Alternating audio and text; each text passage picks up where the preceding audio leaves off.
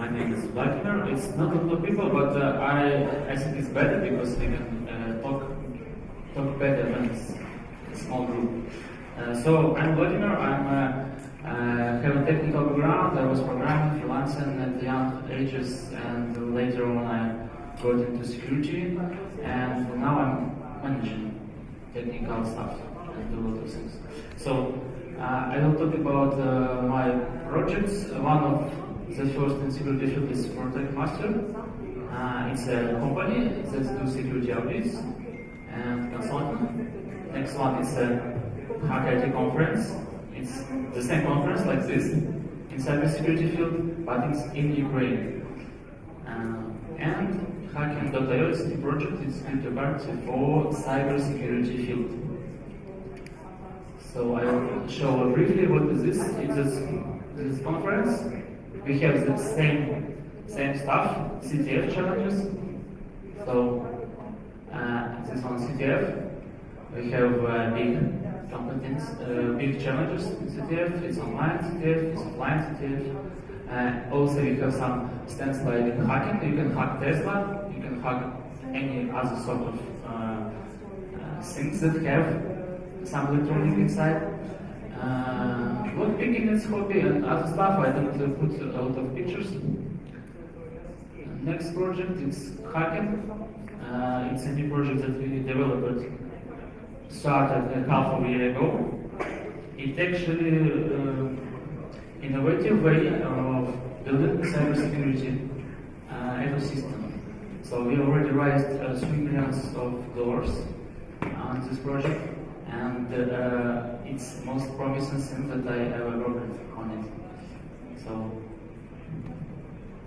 maybe you heard about White Hat Group. It's a group that has returned 85 million of stolen money from the Ethereum. It was called parity hack, multi-signature vulnerability. So it's our main community leader, White Hat Group at hacking.io. And I'm talking about, so what's the speech about? So what I'm going to say. I'm saying about innovation in cybersecurity, new ways, new trends in this field, and I'm very honored to speak with everybody after this. It will be very interesting for companies, for hackers. For companies, it will be interesting to be on the wave. For hackers, it will be interesting to know new things. So let's start. It's a little bit philosophical start. It's a way we're doing cybersecurity. It's a way everybody doing cybersecurity. You can listen a lot of companies that present here in Ukraine, in the USA, and all the world. They are everybody there just telling you fear of danger. So and they're saying if you will be secure, you'll be good, and no one hack you. It's a way you promoting your services. You just putting some fear to people. I don't like this because it's kind of bad marketing, I guess. So the main thing that I want to say with this slide,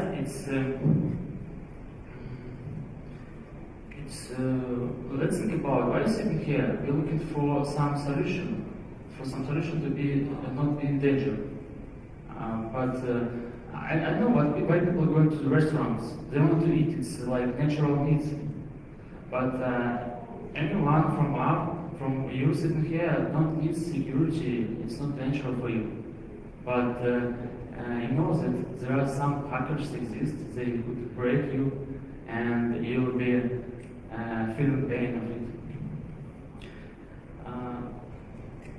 So do we ever need protection if no hackers exist? I think no. But some of these guys are actually doing trouble for us. But hackers gonna hack because they're doing this and nobody teach them. It's kind of natural need from them. So you can say that there are some black hackers and white hackers. I'm thinking about this, that black hackers wanna attack you, grab you, or robber you. So it's a way to show you the power in modern world. Yeah? But let me introduce you another side. Why actually some security engineers, so hackers, the roles that we name. We name the guy who is really smart, technical guy. He is using website, application, or any other stuff, and he sees that this thing has a breach inside it. And he can help company that owns this application and say about this vulnerability. So maybe you have some experience when the hacker writes to the company an email and said, hey, look guys, you have a bad thing happening here. And the worst thing that company have told him, they don't even say, thank you, sir, for this. Thank you that you point, and thank you, you'll repair this. And some ethical hackers do this. They don't even ask for money, they don't ask for anything, they just want to help. It's their contribution to society. But there are some black hackers exist and they are always thinking what to do. I got this information about vulnerability and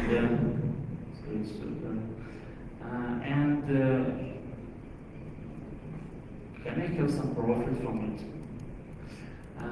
Maybe somebody heard about bug bounty programs? Who heard about it? Okay, great. Everybody.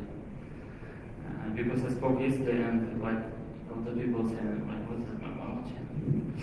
So, bug bounty programs, it's a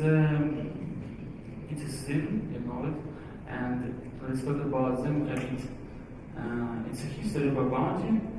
Why actually people paying? Because paying for researchers, for their finance. You know, this thing about bug bounty, it's a public statement from companies that they're willing to pay. And the best thing for bug bounty, in compared to penetration test, is that we pay for a result, we're not paying for process. As a lot of people say that security is a process, continuous process, and you must pay every day. It's an approach that cyber security companies do. But bug bounty is kind of continuous, it's kind of ongoing, but you pay for result. It's one thing better than anything, I guess. I can talk a lot about some bug bounty cases. The first one with DefCamp. There are a lot of interesting things. It was at the years, and nowadays it's bug bounty very growing market, really growing market. And so we can resume my little 5 minutes already talk. Resume that all problems are coming from the bad programming. All problems of our security coming from bad programming. And software is bugs. It's not a bad hacker, it's not some attacks, not on a crime, it's your problems actually, company problems. And when the smart guy, that we named him hacker, okay, he finds something, he have ethical choice. What side he will choose, black or white. So it's every decision for hacker. And we have, in our world, we have no, yes or no. We have some, let me think about it. Let me consider this, give me time. So black and white is very rare, so it's about gray, I think. Let's review it from the scratch.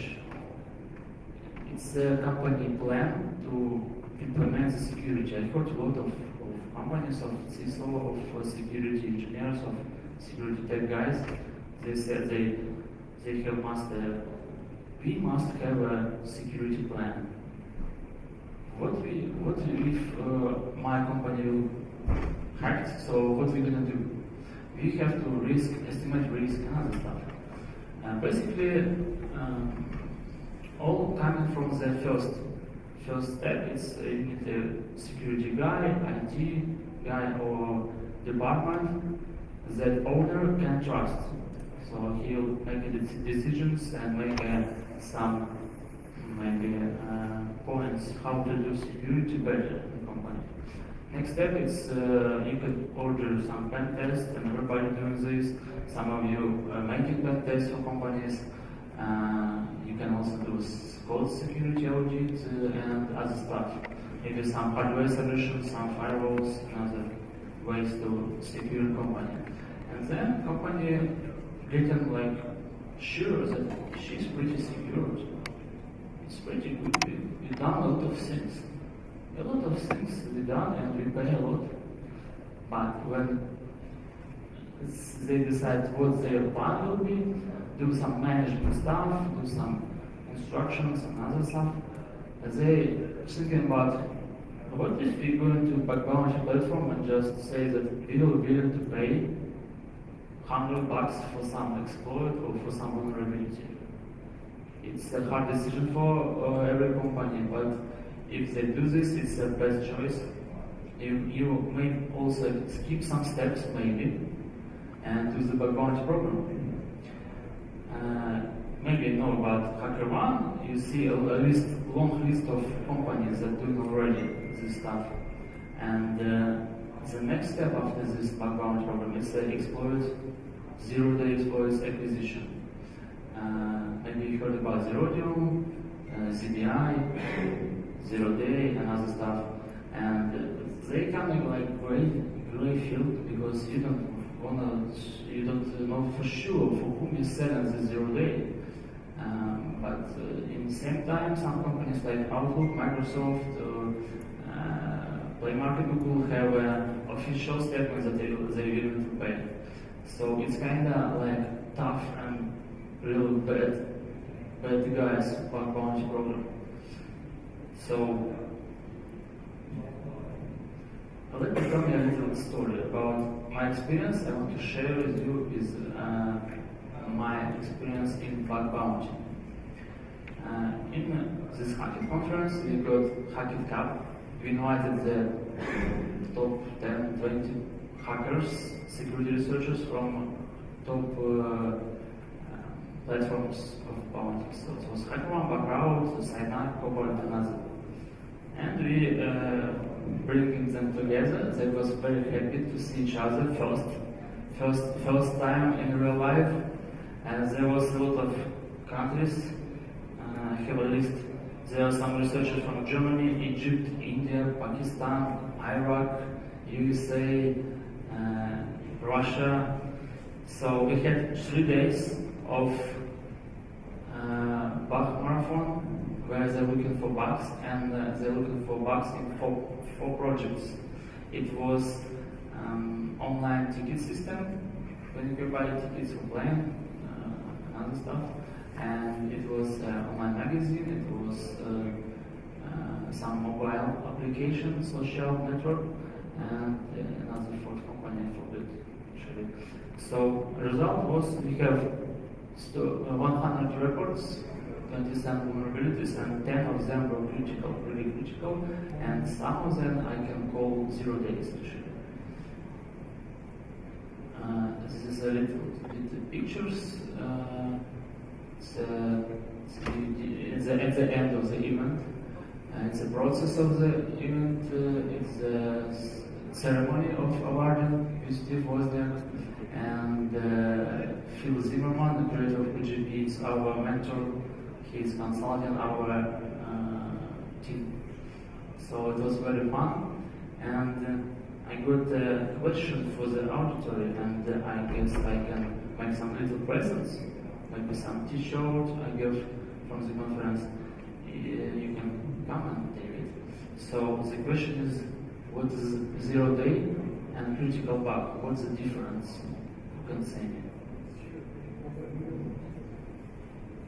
If you have a bug and you didn't report it, anybody know it? So is it See? So if you don't report the bug, it's a 0 day. So what's the difference? Huh? Yeah, I know, but if you saw this movie, maybe you know what's the difference.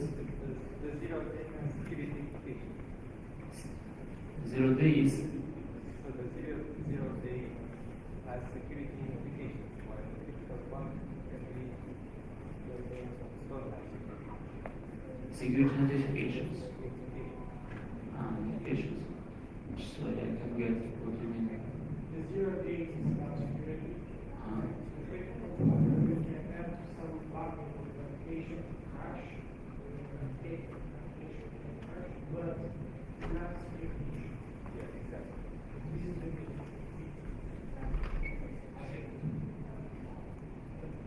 Can you repeat this? So do you consider it a bug? This is my voice. I said before that 0 day is about security issues in an application, but critical bug can be a bug that crash your application, but it not be a security problem. It's about Q&A.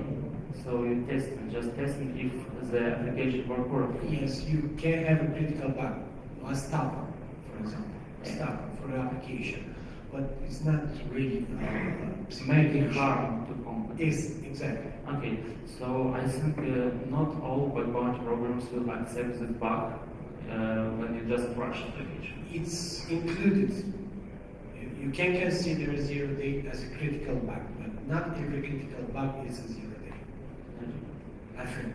Yeah, It's my opinion. it has true. It is true. It's a part of true actually. So I will give you t-shirts for sure later when we take it.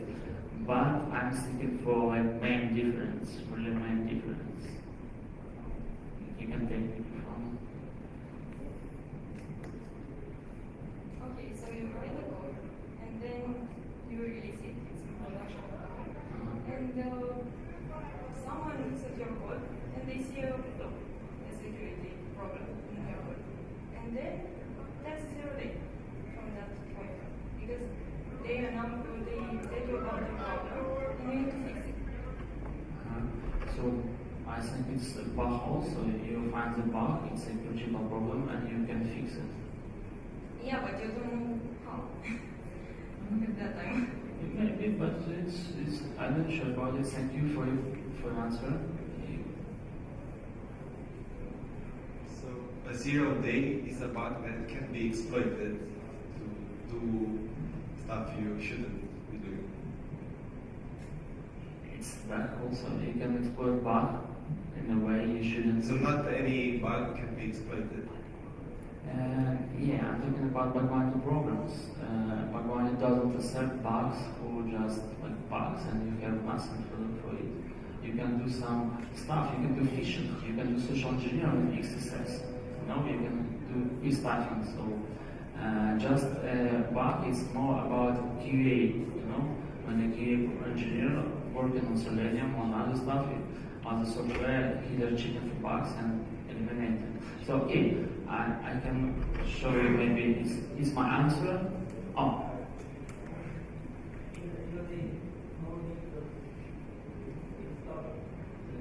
And you know, I know a lot of bugs that are really difficult, really difficult. Okay, but if it's difficult to be found, that means you have disadvantage for longer for the others to discover this bug. Yeah, but it's kind of, you can measure the difficulty, you know? So it's kind of like this, it's just difficult. Yeah, I know bugs, they are also very difficult to find. It's not the main difference, you know? It's a pretty simple question, but no one actually know about this like a bright day, you know?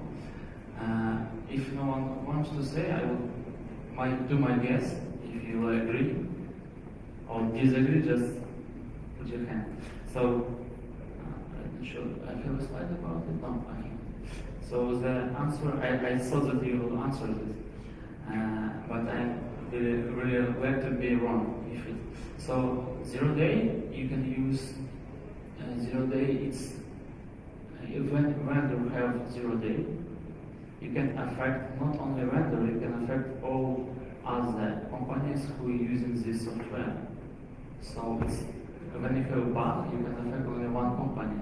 When you have 0 day, you can affect like tons of company on the internet. So for example, Apache, for example, Nginx, you can find some old PHP, for example, maybe somebody reminds that we have a serialization bug in PHP, so you can do a lot of stuff. So, and you know how much websites, how much companies using PHP, so you can call it 0 day because it's a kind of weapon of mass destruction. Okay. So this is the main difference. And if I'm wrong, just second, and I will continue in one. So, and I can tell you about a little interesting thing about bug bounties. You know, everybody is saying that, okay, that 0 days cost a lot. Bugs cost like $500. So 0 days actually cost a lot. And you know, a lot of companies, I know a lot of companies that are willing to pay big money for them. But actually some bug bounty platforms accepting 0 days as a bugs. So they just pay like $100 and that's all. For example, Zendesk, you know, the company that have supported tickets, and a lot of companies using Zendesk, a lot of companies. And you can actually, if you have some RSE, for example, vulnerability, you can get access to some personal user data from a lot of companies. So it's kind of 0 day. No? So, and bug bounty, it's kind of a way to sell 0 days, for example, for legal way. So, and if you be researcher for 0 day, you will find 0 day, go to the bug bounty, and you will pay less sum that you can get with some other 0 day acquisition company. It's a main thing. So you must consider this. Okay, let's move on and let's talk about some new stuff and new territory in cybersecurity. You know, everybody talking about WannaCry, NotPetya, and the stuff. I'm retired of it. It's like blah blah blah. WannaCry, you will be hacked by our software, by this, and you will be completely secured. So, but you know that every attack it's not just program engineer. So you have some, maybe do some phishing, do some social engineering. So any attack that you see or know, it contains of social engineering. It could be some percentage. So it could be more programming or more social. So everybody's selling solution of software problem. No? So by our like artificial intelligence will protect you from any attacks. By our antivirus it will be protect. So it's kind of software solving problem, but no one solving actually human problem because the most vulnerable parts in company is human. And you can say that there are some trainings, there are some corporates or some events of teaching employers to do not click to the links in email, do not open strange documents, but it's not working. And one thing that will be great in the next decade, I guess, it's when the bug bounty come up. Bug bounty is about like 10 years, and it's really changes the market. A lot of companies love it, and it will be great and bright future for researcher and for company. Everybody love it, and everybody want to use it. But next step, it will be phishing bounty. Phishing bounty is a thing when you can hack company. For example, send an email. You can do some social engineering stuff, do some preparation, maybe create a profile of simply beautiful woman, and company. And then you can have a report of this, how much data, or maybe you have some legal documents, maybe some money information that will actually injure the company if someone will actually do this research. So you can get a report of this, of your work, and get paid by this. And the company employer, the owner of the company will find these employers and do some maybe trainings, maybe some, if maybe hire another employee, why not? So, and it's a way to test the human factor. It's a very crucial thing that will be especially started in a few years, because I can link you a website that you can do a social test right now. You can put your employers' emails, just analyst, just click the button, fish them, and they will get a lot of emails from DHL, from FedEx, from PayPal, from Amazon, from eBay, and that they got some bonuses or like, I don't know, some money, free prizes, and they definitely click these links, these letters. So there are a lot of, I know, couple of these services that you can use to trick your colleague. You can even choose template you want to send. Maybe he is using Facebook, so use the Facebook template. And you have at the end of this, you have a result of it, how much every email clicked, because they're using just bit.ly shortener. So you can measure the clicks of the links, you can measure opens by the 1 pixel image and other stuff.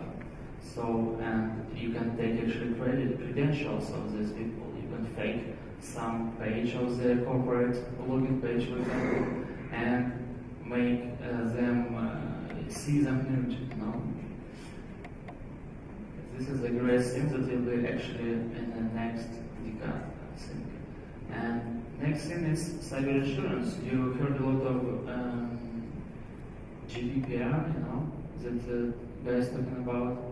Everybody's scared of this because if something happened, they will pay a lot of money for lawyers, for security experts to hire stuff, and in this way it will be big thing in cyber insurance. In USA, already some companies created this stuff. They had cyber insurance in a separate packet, as a separate service. In Europe and other world, it's kind of bundle of insurance that also includes cyber attacks.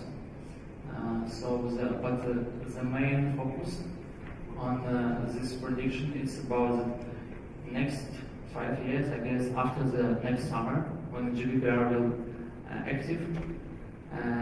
There will be a lot of clients for this thing, trust me.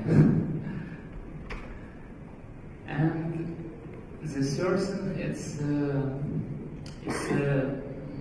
security certificates. You know that when a company trying to hire some expert and do some code audit or some contest, and they ask him how you can prove that you're really expert in this. And they show him, I have some certificate, certified ethical hacker or other stuff. So, but it's kind of maybe somebody here has some certificates. Oh. Do you love the process of getting a certificate? Yeah, a lot of practical work. Yeah, but can you say what's the main experience you get from the certification or from your real life? OSCP have you can get 30 days or 60 or 90 days of the training. You can't get the exam before the training. I know. So I think that OSCP have really nice training and preparation. And I learned a lot of networking things during the OSCP. You get one certificate. Yes. Yeah, thank you. I have some colleagues that have like 8 or 10 certificates of different companies, and every another certificate is like some like separate jobs they must do it just for paper, maybe it's good to start for somebody, it's good to get to know cybersecurity, but in the end of this, you just like collecting these papers. So next thing, it will be definitely decentralized certifications.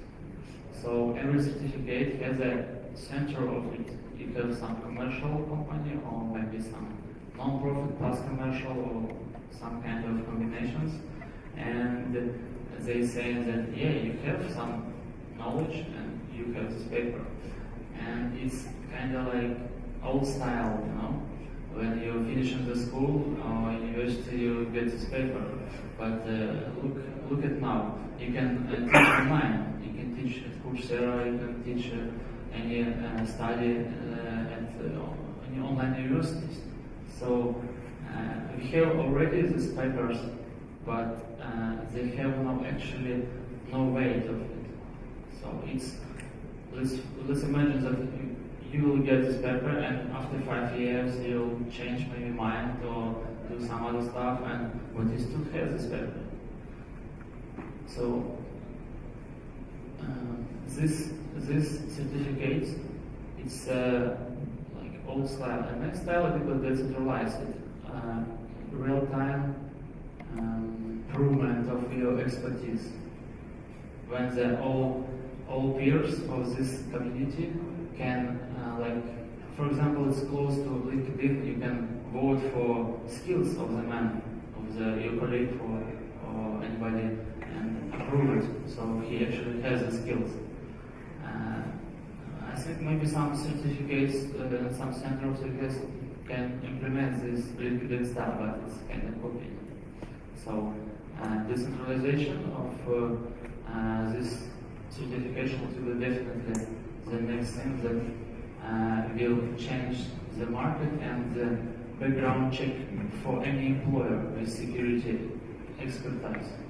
It will be more better to look at, for example, blockchain history of his work instead of looking at the paper. So thank you for attention.